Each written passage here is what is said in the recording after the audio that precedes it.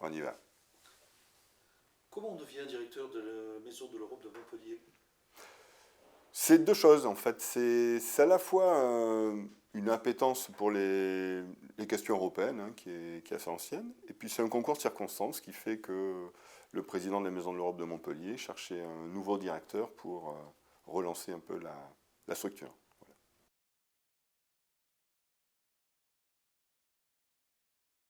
Alors moi, je suis juriste. Je sors de la faculté de droit de Montpellier et j'ai ensuite fait des études de sciences politiques.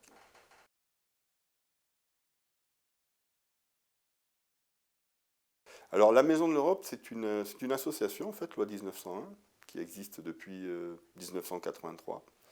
Et c'est aussi en fait une structure qui est labellisée dans le réseau Europe Direct, donc qui est financée par la Commission européenne pour communiquer sur les institutions, le fonctionnement et les politiques de l'Union européenne.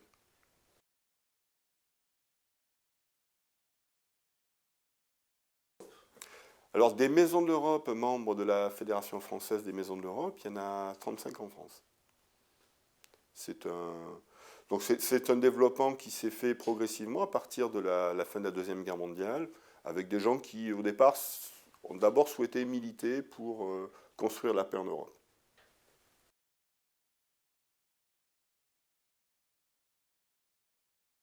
Alors, leur rôle, il est assez classique. C'est d'abord un rôle d'information, puisque le problème que connaît l'Europe et l'Union européenne, c'est un problème de compréhension d'une institution qui finalement, enfin, à l'échelle de l'histoire, est assez récente et plutôt complexe à appréhender. Donc une vraie difficulté d'une partie du public de comprendre ce qu'est l'Union européenne.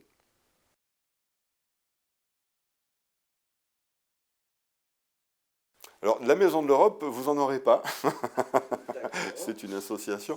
Par contre, justement, l'un des rôles de la Maison de l'Europe, c'est aussi d'expliquer aux gens ce que sont les financements européens, qui sont de plusieurs ordres, hein. Ça peut être alors ça peut être soit des subventions, ça peut être des prêts, ça peut être donc toute une série d'instruments financiers, ça peut être aussi des prix.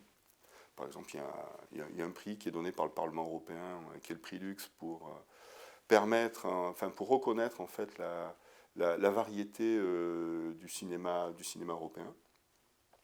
Il y a aussi des marchés publics, hein, de l'Union européenne. D'ailleurs, on a sur le territoire un certain nombre d'organismes qui bénéficient de ces financements-là.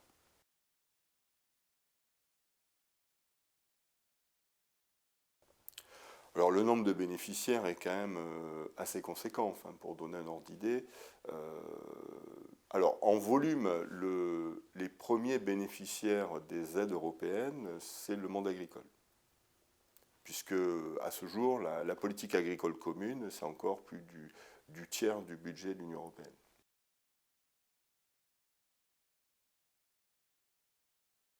Alors après, c'est très variable d'un département à l'autre, hein.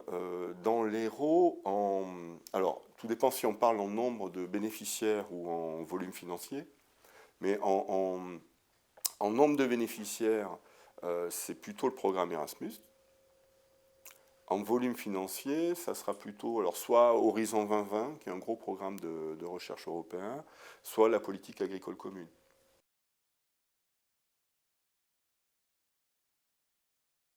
Il existe en fait plusieurs types de programmes et de fonds.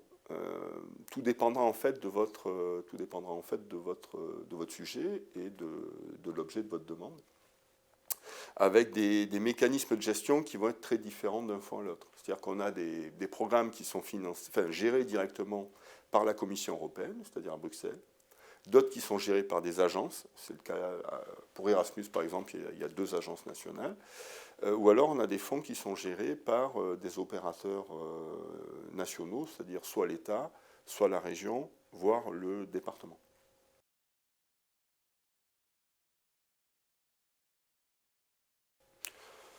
Bah, d'abord, effectivement, regardez à quel guichet vous êtes éligible, parce que parfois il y a toute une série de financements qui sont encore assez méconnus. Enfin, je prends juste un exemple. Erasmus est très mobilisé pour ce qui relève de la mobilité des étudiants et des universitaires d'ailleurs. alors que finalement, on a des volets d'Erasmus autour de la formation professionnelle ou de la formation pour adultes qui sont assez peu mobilisés, tout simplement parce que les gens ne connaissent pas forcément le dispositif.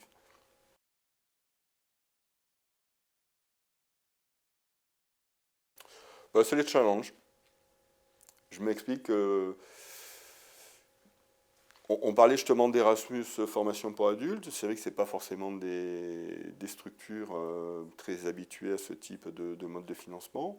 Donc je préfère aller plutôt sur ces projets-là que sur des projets beaucoup plus banalisés et simples à mobiliser. Donc c'est vrai que dans nos priorités d'action aujourd'hui, c'est pas tant d'aller finalement d'abord vers les pro-européens que d'aller plutôt vers les publics qui ne sont pas habitués à aller vers les aides européennes.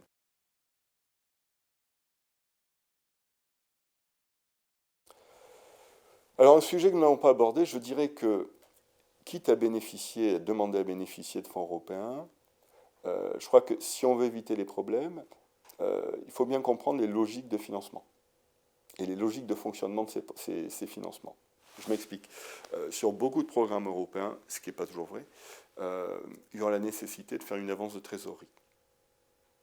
C'est-à-dire que dès que vous aurez l'obtention du financement, vous aurez une avance, mais qui ne couvrira pas l'intégralité des coûts. Donc il faudra effectivement faire une avance, et souvent les programmes européens, c'est des financements qui se font sur facture acquittée. Je dis ça parce qu'en France, on n'est pas forcément habitué à ce mode de financement. Donc ce qui peut créer, effectivement, si on ne comprend pas dès le départ les règles du jeu, ce qui peut créer certains problèmes financiers. Voilà. Alors c'est vrai que dernièrement, on a eu quelques... Alors pour des raisons plus, je dirais, techniques, effectivement des retards de paiement qui ont été très conséquents, je pense notamment au FEDER, mais qui n'est pas la faute de l'Europe, qui est de la faute en fait de l'État, puisque le logiciel de gestion financière s'est scratché, d'où des délais de paiement qui ont été quand même plutôt conséquents. Voilà. Après, c'est vrai qu'on a l'idée que les fonds européens, c'est toujours quelque chose de compliqué. Il y a aussi des dispositifs beaucoup plus simples en termes de fonctionnement, avec des forfaits. Voilà, vous voulez faire un jumelage, par exemple, c'est tout simplement des règles financières très simples, puisque le forfait sera en fonction de la distance et du nombre de participants. Donc c'est très facile à calculer, c'est très facile à gérer. Voilà. Bon, de même qu'aujourd'hui, si vous voulez, donc depuis quelques années, il y a un programme qui s'appelle Wi-Fi for You. Donc si une collectivité veut installer une borne Wi-Fi sur son territoire, elle peut candidater et c'est en fait un forfait de 15 000 € qui va être attribué à la commune pour qu'elle mette en place une borne Wi-Fi, la condition étant que l'accès au Wi-Fi doit être gratuit.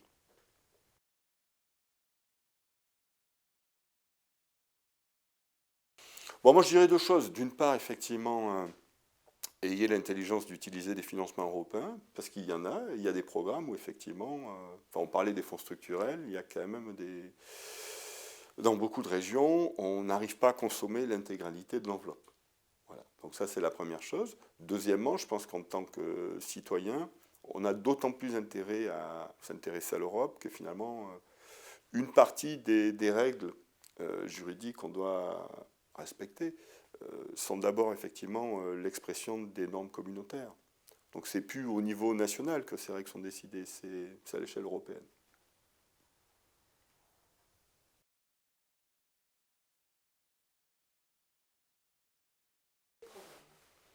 Alors c'est simple et compliqué connaître les programmes européens, tout simplement parce que ce n'est pas forcément toujours les mêmes autorités de gestion. Donc je m'explique. Alors, il y a le site de l'Union européenne qui présente l'intégralité des programmes. Il y a aussi des réseaux d'information. Donc, il y a le réseau Europe Direct dans lequel je suis, qui a une vocation généraliste. Il y a d'autres réseaux beaucoup plus spécialisés. Donc, peut-être le plus simple, effectivement, c'est de nous contacter. Donc, pour donner voilà, nous sommes en capacité, alors, soit d'aider directement les gens à monter un dossier, soit de les orienter vers le gestionnaire du programme. Voilà.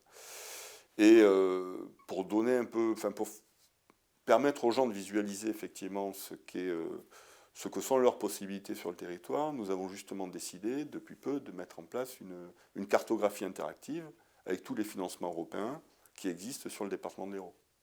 Donc où on peut voir empiriquement en fait tous les projets, les centaines de projets qui sont financés dans le département chaque année.